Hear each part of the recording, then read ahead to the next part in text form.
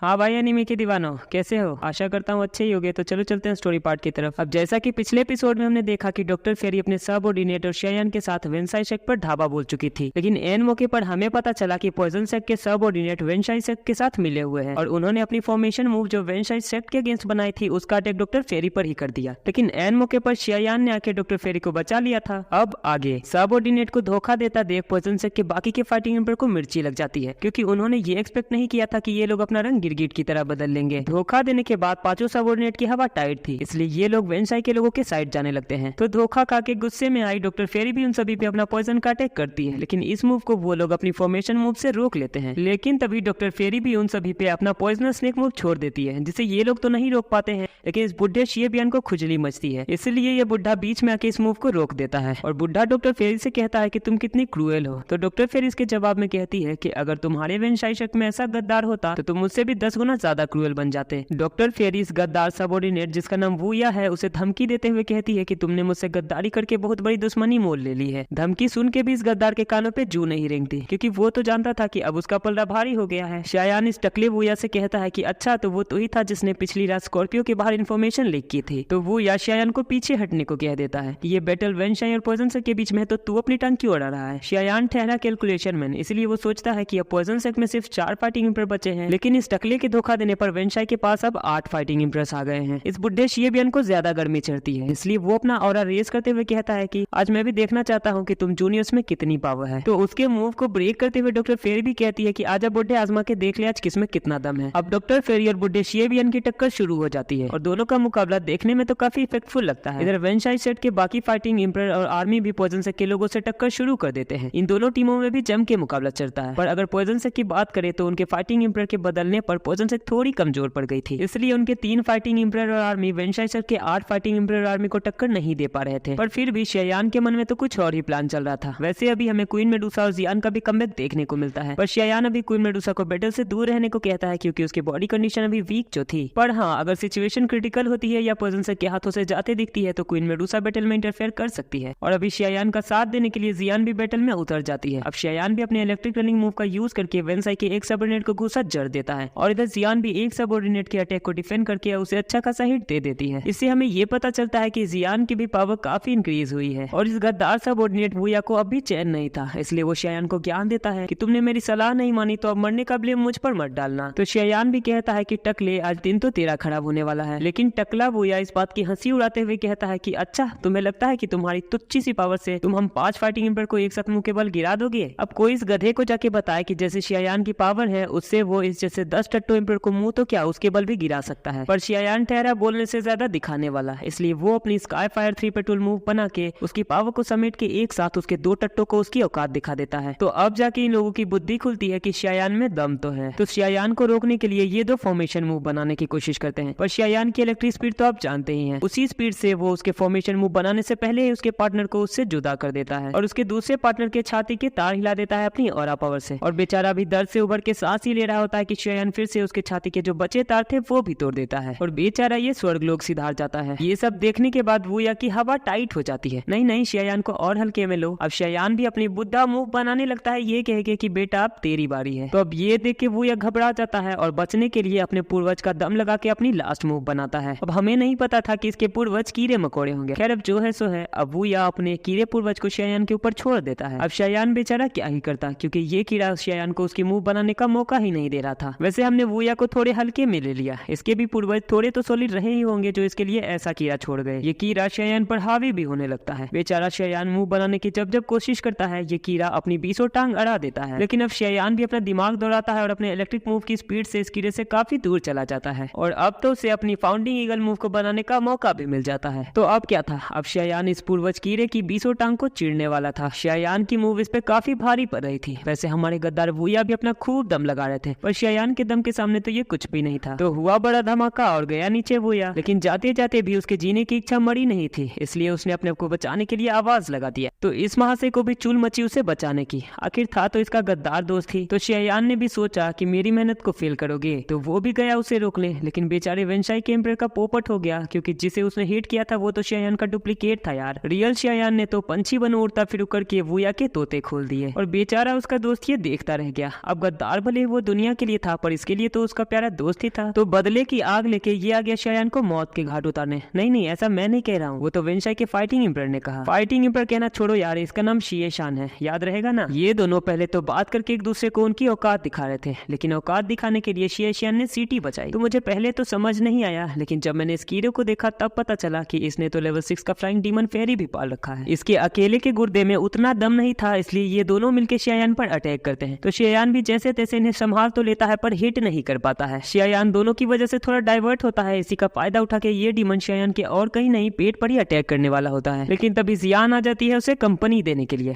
खैर वो तो यूं ही मस्ती मस्ती में इस डीमन से निपटती है। जियान और कहीं नहीं इस मॉन्स्टर के माथे पर चढ़ के ही इसका गेम बचाती है। तो ये बेचारा मॉन्स्टर भी कंफ्यूज था कि कौन है भाई, सामने से आके मारो। शियायान और शिएशान में भी औकात दिखाना और फाइट का सिलसिला जारी था। इधर हम देखते हैं कि पॉइजन सेक्ट की लीडर इस बुढ़े शिएबियान पर भारी पड़ रही थी और अब अगर वो ज्यादा इस मूव को रोकता तो उसकी निकल जाती, इसलिए वो शिएशियान को माउंटेन से किसी बंदे को बुलाने को कहता है। तो ये महाशय शियायान को टाइम प्लीज बोल के उस बंदे को सिग्नल पहुंचा देते हैं। तो इस माउंटेन से अलग ही प्रकार की चमकदार रोशनी निकलती है। अब सबके पास इतनी अकल तो थी ही कि वो समझ जाते हैं कि इस माउंटेन से अब कोई सांड जैसा बंदा आने वाला है। तब तो इस बुढ़े शिएबियान की फुसकी नहीं निकल रही थी, पर अब ये ऐसे तेवर दिखा रहा है जैसे आज का एल्विश यादव यही हो। क्या यार तुम भी, एल्विश यादव को छोड़ो, इस बंदे पे कंसंट्रेट करो। पहचाना इसको? ये वही सोल पैलेस का टट्टू है जिसे हमने पिछले एपिसोड में डॉक्टर फेरी से बात करते देखा था। ये बंदा आते ही ऐसे ताव दिखाता है जैसे ये सभी का बाप हो। तो ये इसका चमचा शिएबियान भी जी हुजूर करके उसे फुला देता है कि आप ही ने देखो, हमसे तो ये सम लेना जा रहे हैं, बदले में मैं आपके सारे सौदे पूरे कर दूंगा। तो ये टट्टू भी डॉक्टर फेरी से बड़बड़ करने लगता है कि अगर तुमने मेरा साथ नहीं दिया होता तो आज ये नहीं होता, वो नहीं होता, मैं दूसरा पार्टनर नहीं ढूंढता। तो डॉक्टर फेरी कहती है कि ये फॉर्मेलिटी छोड़ भाई, आप फाइट करते हैं। लेकिन ये शिएबियान बहुत ही चालाक है। ये सोल पैलेस के टट्टू को पहले शियायान को पकड़ने को कहता है। अब वैसे भी सोल पैलेस के इस टट्टू को शियायान की तलाश तो थी ही, तो आगे पीछे देखे बिना चला जाता है शियायान को पकड़ने। तब तो इस बुढ़े शिएबियान को डॉक्टर फेरी का मूव संभाला नहीं जा रहा था। अब आया बड़ा सोल पैलेस के टट्टू को उधर भेज के इससे अकेले फाइट करने वाला। खैर छोड़ो यार, हमें क्या, मरने दो बुढ़े को। अब इधर सोल पैलेस का टट्टू शियायान पर अटैक करता है। भले ही वो टट्टू था पर शियायान से तो पावर में ज्यादा ही था, इसलिए शियायान अपनी इलेक्ट्रिक मूव का यूज करता है और इसके मुंह को डिफेंड करके बचता है। तो शियायान को पकड़ने के लिए वो अपनी चैन की लटे छोड़ता है, लेकिन लो भाई, बीच में क्वीन मेडुसा आ गई शियायान को बचाने। अभी एक दूसरे को कहते नहीं है, लेकिन है तो गर्लफ्रेंड बॉयफ्रेंड ही ना। अब हर बार की तरह फिर से ये लोग आपस में बहस करने लगते हैं कि तुम बीच में से हट जाओ, तुम अपनी जान गवा दोगे।